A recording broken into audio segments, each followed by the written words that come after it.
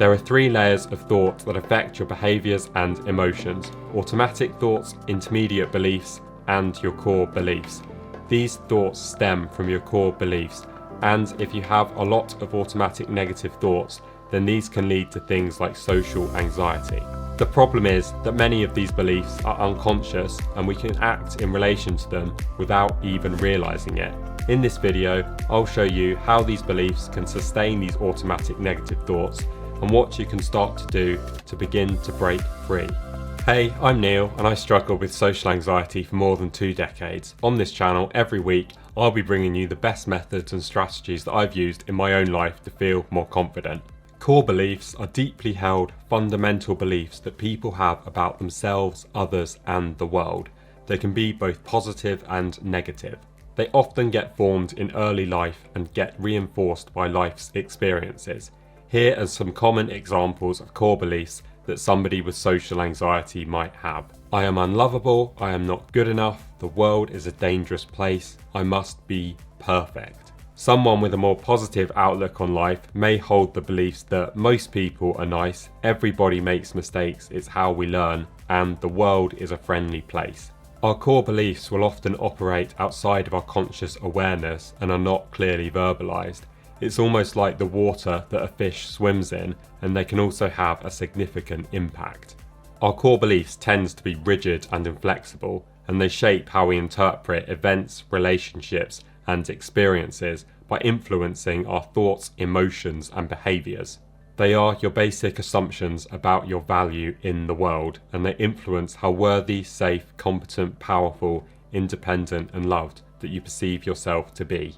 They establish your sense of belonging and a framework for how you are treated by others. Core beliefs shape our perception, interpretations, and response to situations through what are known as intermediate beliefs. Intermediate beliefs are our second layer of thoughts. They sit between our core beliefs and our automatic thoughts. They're more specific than core beliefs, but less so than our automatic thoughts. Intermediate beliefs can stem from core beliefs either as logical extensions or just ways to cope with painful core beliefs. They can also be called rules for living, and they often operate unconsciously. Intermediate beliefs can be split into 3 categories, the first being attitudes, and these are rigid and unrealistic assessments of a person, thing, or situation. Some examples of attitudes include: it's better to avoid trying than to risk failing. Only successful people deserve to be loved.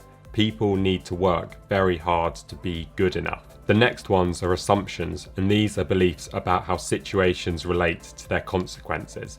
These are conditional because they often take the form of if-then statements. So a person might believe that if a certain event occurs, then a specific consequence will follow. Some examples of assumptions might include: if I don't please people, then they will reject me. If I'm not perfect, then people won't like me.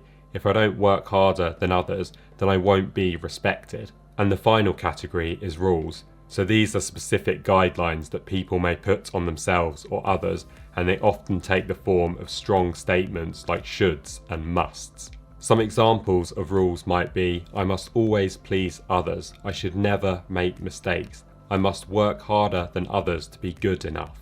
The final layer of the triangle is automatic thoughts, and these are quick and spontaneous thoughts that arise from specific situations. We tend to be more aware of our automatic thoughts than we are of our intermediate and core beliefs, and these also tend to be a lot more flexible, making them much easier to challenge. If you're in a crowded place, you may think that people are all staring at you and judging you negatively.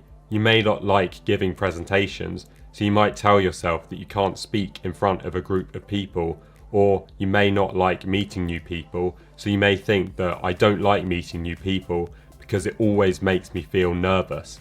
Automatic thoughts will then filter down and strengthen your already existing beliefs. So if you keep telling yourself things like you can't give a presentation, then you'll just convince yourself more and more that this is true. Certain situations can activate negative core beliefs, which can then trigger negative thoughts, behaviours, and emotions. This can then shape our perception of the situation. Your core beliefs are like a filter that each thought you have must pass through. So if you have the belief that you are unlovable, then each thought will have to make sense in the context of that belief. So the overall process might look something like this. So say you have an upcoming presentation and you hold the core belief that I am not good enough. You might think that only successful people are worthy of love, and that if you're not perfect then you are a failure, and that you must never make mistakes. And finally, the automatic negative thoughts that you may think to yourself could be something along the lines of, I hate presentations, they always go badly, and people can't wait for me to finish. If you have beliefs similar to those above, then this will inevitably lead to a lot of anticipatory anxiety around an upcoming speech, and if left unchecked, it will only worsen things like social anxiety and perhaps lead to things like depression down the line. These three layers of thoughts will all interact with one another and can create a deeply ingrained belief system that can be very difficult to change, and it may lead you to also act on these thoughts and do things like people pleasing and avoid setting boundaries, etc. So, how do we go about fixing this? Well, luckily, brain plasticity means that our brain is malleable and can continue to adapt and change throughout our lives. This means that old, irrational negative thoughts can be let go of, and we can begin to replace these with new, more rational ones. To begin to start changing our thoughts, we need to start using conditional neutral words instead of going very negative like we have done in the past. So we want to make conditional statements about situations that have caused us a lot of fear previously. Don't start out by going in a very positive direction and say things like, I love public speaking, I just can't wait to get up on stage and deliver a speech. Or, everywhere I go today, I'm going to try and be the centre of attention. Because if you do that, your brain will just automatically reject them, because it's just a leap too far too quickly, really, for your brain to actually believe. Instead, try saying something like, maybe I'll feel less anxious when I'm out and about in public because I've learned some slowing down strategies that I can use.